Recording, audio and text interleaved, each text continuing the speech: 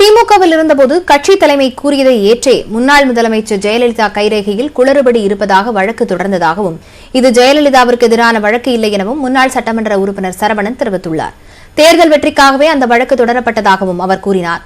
எடப்பாடி பழனிசாமி முன்னிலையில் தன்னை அதிமுகவில் இணைத்துக் கொண்ட பிறகு மருத்துவர் சரவணன் நியூஸ் 18 தொலைக்காட்சிக்கு அளித்த பிரத்யேக பேட்டியில் இவ்வாறு கூறினார்.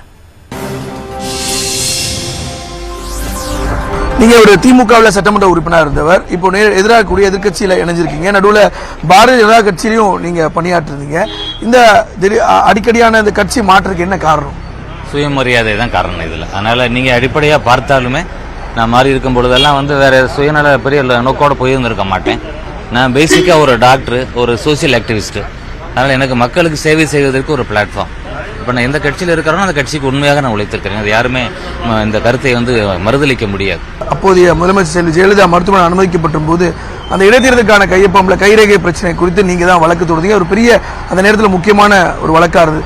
அப்படி இருந்துட்டு இன்னைக்கு அந்த வழக்கு தொடுத்த அந்த கட்சி மேலேயும் அந்த இணைந்திருக்கிறது ஒரு முரணா இல்லையா? அது எப்படி பாக்குறீங்க? இல்ல, முரண்பாடு பார்க்கல. ஏன்னா கட்சிக்கு எதிராக பண்ணலது. நான் அன்னைக்கு ஒரு கட்சியில் இருக்கிறேன், கட்சி தலைமை சொல்ற மாதிரி நான் ஒரு வழக்கை தொடுக்கிறோம். அது எல்லாமே வக்கீல் தான் பாத்துக்குருவாங்க. நம்ம கையெழுத்து போடுற வேலை மட்டும்தான். அப்படி வழக்கு நடக்கிறது. அதனால நம்ம இதை நம்ம பெருசா எடுத்துக்கிற வேண்டியது இல்லை. இதுல முரண் எனக்கு பார்க்க எதுவும் தோணலை. நம்மளும் புரட்சியாளி அம்மா அவர்களுக்கு எதிரான வழக்கு அது கிடையாது. எலெக்ஷன் வெற்றிக்காக நம்ம ஒன்று போடுறோம், அவ்வளவுதான். அதனுடைய தீர்ப்பு அடுத்தடுத்து நடந்த சம்பவங்கள் எல்லாம் உங்களுக்கு தெரியும்.